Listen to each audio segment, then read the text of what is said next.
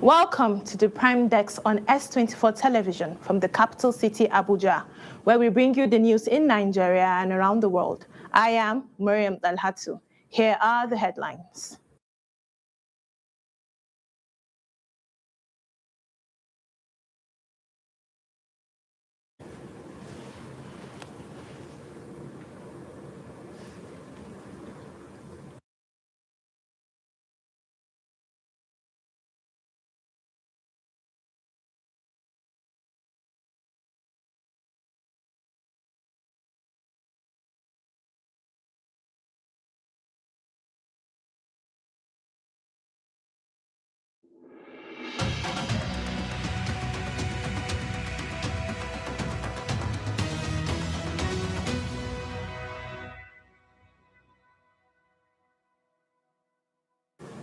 Tinubu charges INEC to ensure free, fair Osun election.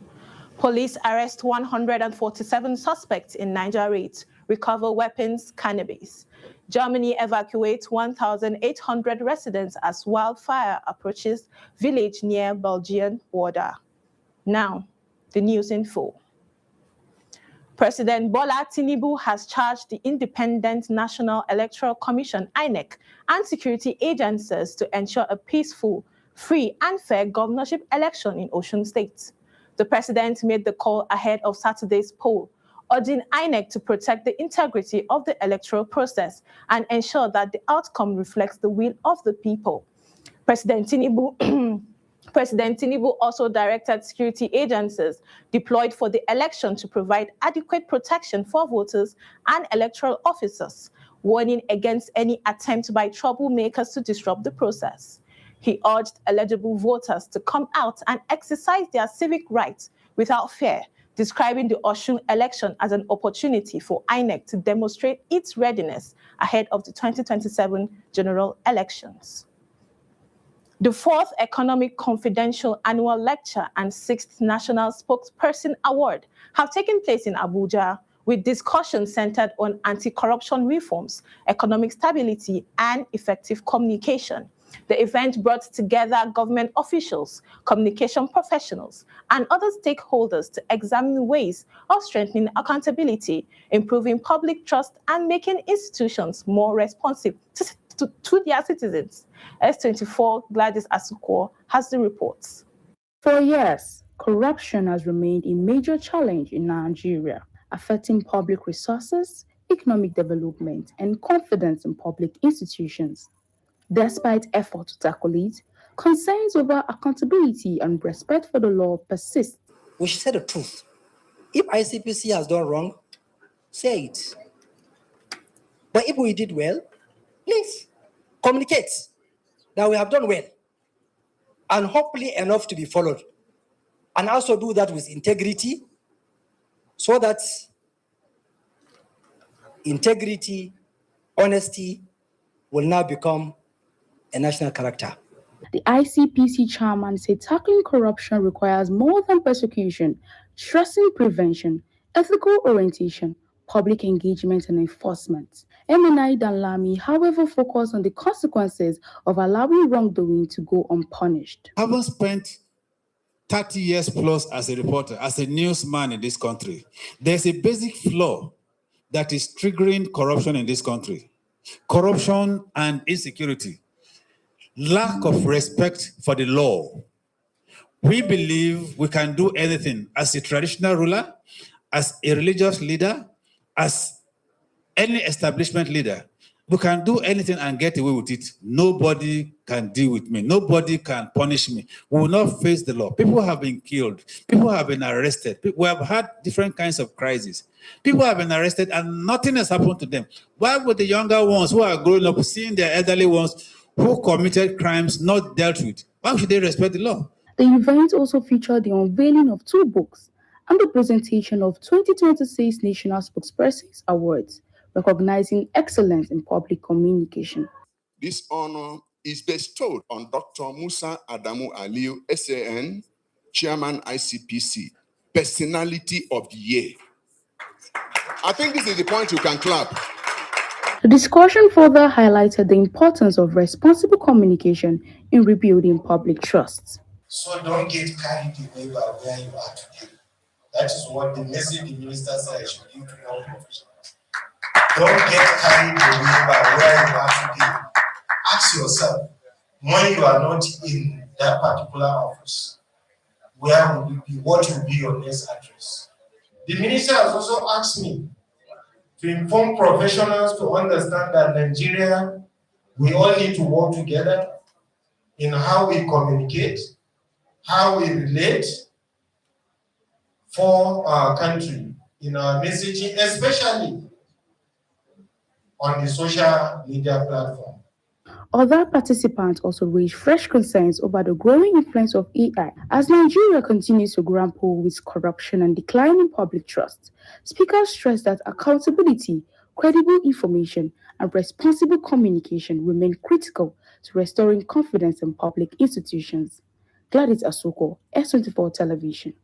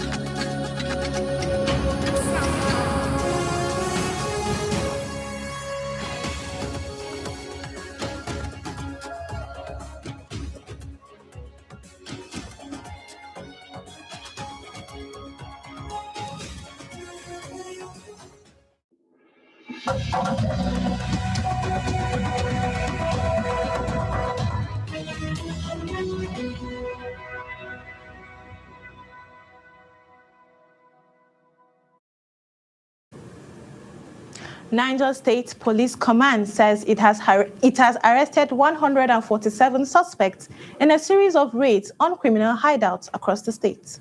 The operation carried out in areas including Suleja, Madala, and surrounding communities were targeted as suspected thugs and other criminals linked to the activities. According to the police, the raid also led to the recovery of weapons, ammunition, cannabis, and other items suspected to have been used for criminal activities.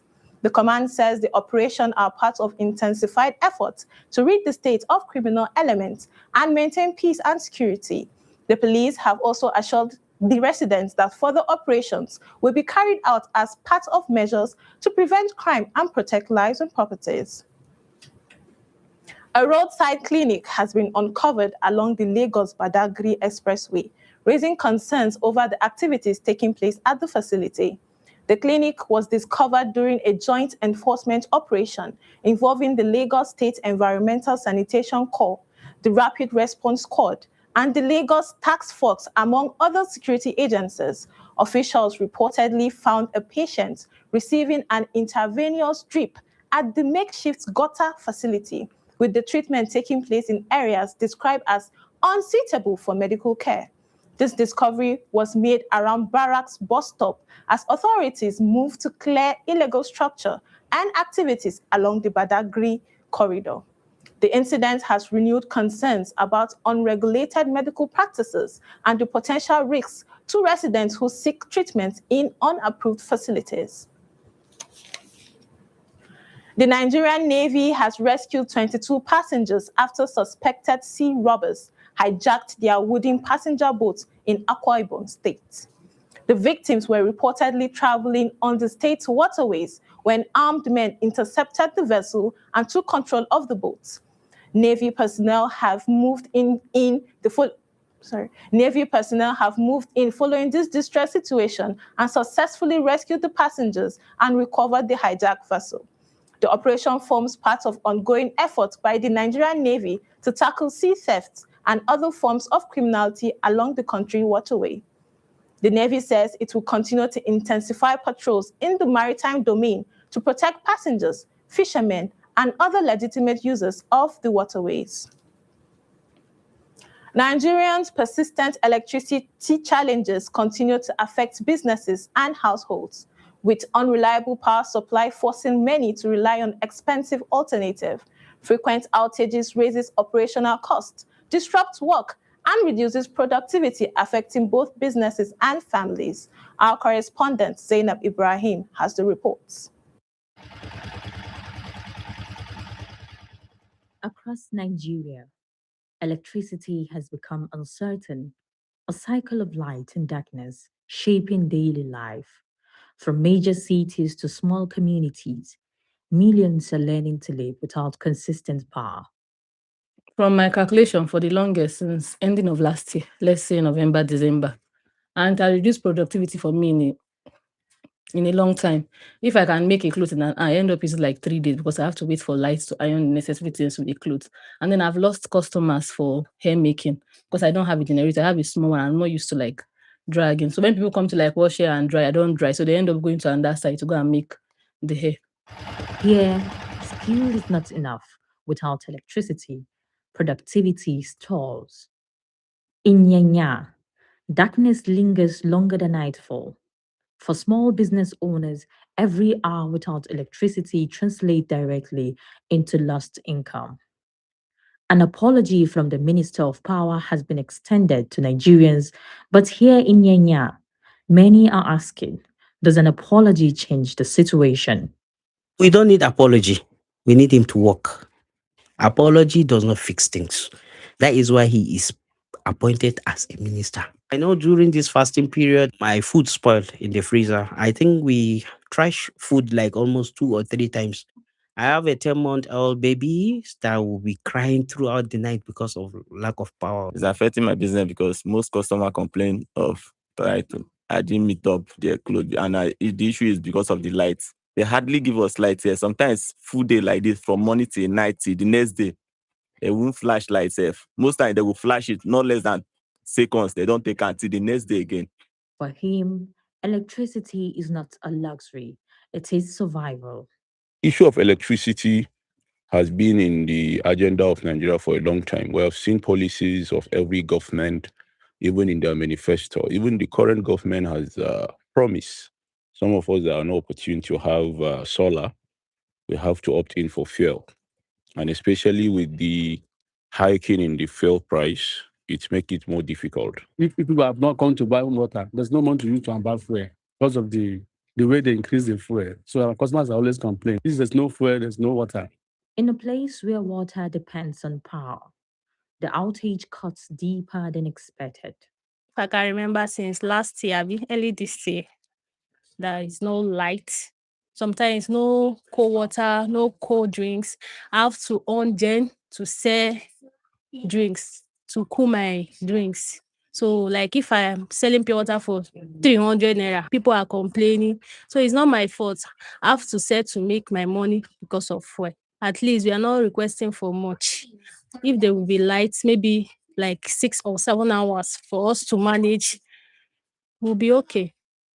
Even the simplest businesses are feeling the heat, literally and financially. Across Yenya, the pattern repeats: higher cost, lower income, and growing uncertainty about what tomorrow holds.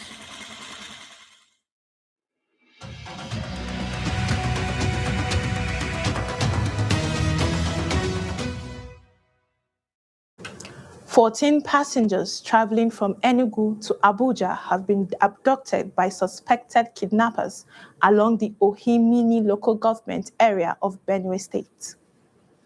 The incident occurred on the night of August 13th, according to the Benue State Police Command. Police spokesperson DSP Ondu Ochia said a coordinated operation was launched after the abduction, leading to an exchange of gunfire with the suspected kidnappers.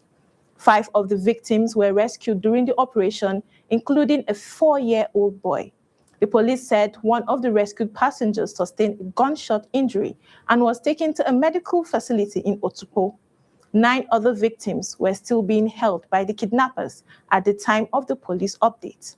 While the Commissioner of Police, Cletus Nwadiobu, assured affected families that security operations were ongoing to secure their release. If you're just joining us, you're watching the Prime Desk on S24 television. Stay tuned for our international news coming up after the break.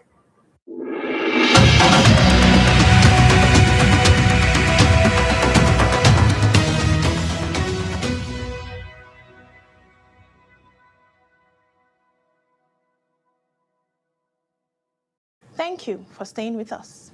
Authorities in Western Germany have evacuated about 2,000 residents after a wildfire spread towards the village of Geh in North Rhine-Westphalia. The fire is burning across about 300 hectares of forest in the Hürtgen forest area, with flames reportedly coming with roughly 300 meters of the village. Residents were ordered to leave their homes early Friday morning as the flames moved dangerously close to the community. Our correspondent, Kabir Abdurraouf, has the reports. A major wildfire in Western Germany has forced about 1,800 residents to evacuate their homes as flames spread through the Hürtgen forest and threatened nearby village of Geh in northern Rhine-Westphalia. Authorities ordered residents to leave the area in the early hours of Friday after the fire moved dangerously close to the community. Warmer, the risk of forest fires is very high. On top of that, we also have many areas contaminated with ammunition from World War II. An emergency assistance center was established at a school in the nearby village of Stras, where residents were directed to seek shelter. The blaze, which began in woodland near Holzungwald, has expanded rapidly amid dry conditions and shifting winds. In 2018, more than 370 hectares burned. Towns had to be evacuated. Since then, fire services here have had to adapt, learning from each disaster, investing in equipment, and trying to respond quicker when the next call comes in. On Friday, authorities said nearly 300 hectares of forest were burning, with the flames at one point coming within roughly 300 meters of Geh. Firefighters have been working to contain the flames from the ground and air, with hundreds of emergency personnel, firefighting helicopters, and German military support deployed to the area. 2 army tanks have also been used to clear routes through difficult terrain and help firefighters reach parts of the forests. But firefighting efforts have been complicated by another serious danger: unexploded World War II ammunition buried in the forest. Some of the ordnance has detonated as the fire moved through the area, forcing firefighters to keep away from particularly dangerous section of the forests. Authorities have warned that the situation remains critical, particularly if winds change direction and push the flames towards residential areas. The cause of the fire has not been established and officials have not ruled out further evacuations. The wildfire comes as Germany and several other European countries face exceptionally dry conditions, a heightened risk of forest fire, and an intense summer heat wave. Kabir Abdurraouf reporting for S24 television.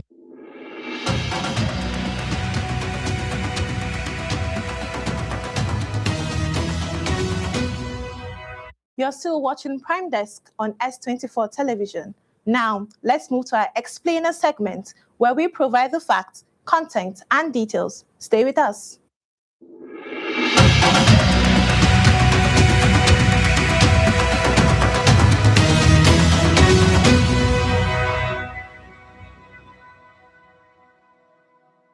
Why is it that you can forget passwords or what you ate yesterday, but somehow you can still remember your first love years later? It's not just romance, it's psychology. Your first love is usually your brain's first experience of deep romantic attachments. It's filled with so many firsts. Your first butterflies, the excitement, the first heartbreak, the first time someone made you feel truly seen. Because it happens first, your brain treats it as important. Psychologists call this the primary effect, where first experiences tend to leave a lasting impression. Then there's brain chemistry. When you fall in love, your brain releases chemicals like dopamine, which creates feelings of pleasure and reward, and oxytocin, often called the bonding hormone, which helps build emotional attachments. Together, they make those memories stick. If the relationship ends, the heartbreak can leave an even deeper mark. Research shows that emotional rejection activates some of the same brain regions involved in physical pain, which is why heartbreak can genuinely hurt. But here's the twist. Not forgetting your first love doesn't always mean you still want them back. It might mean what you're really missing is the version of yourself you were back then. More hopeful, more curious, and experiencing love for the very first time. So, if your first love still crosses your mind once in a while, don't panic. It's not a sign that you can't move on. It's simply a reminder that your brain remembers emotionally significant moments, and first love is one of your biggest.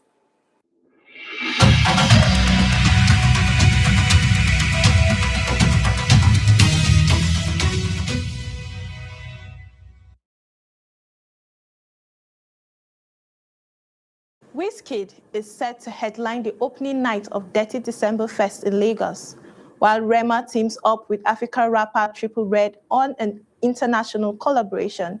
Funke Akindele is back with a new romantic comedy, Where is Mr. Right? Set to prime on Prime Video. Here's your entertainment update coming up. Wizkid is already giving fans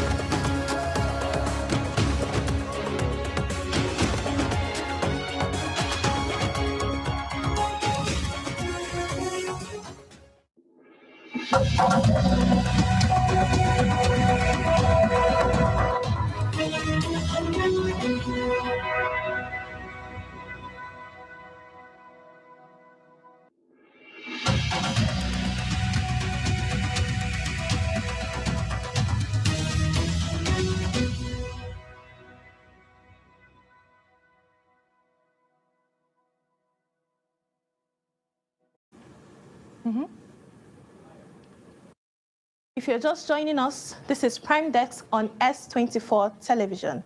Let's have a recap of our headlines. Tinubu charges INEC to ensure free, fair Osun election. Police arrest 147 suspects in Niger State, recover weapons and cannabis. Germany evacuates 1,800 residents as wildfire approaches village near the Belgian border. That's it on Prime Desk on S24 television. Do join us same time. That's all on Prime Desk on S24 television. Do join us same time tomorrow. And remember, follow S24 television on all our social media handles. I am Mariam Dalhatu. Bye for now.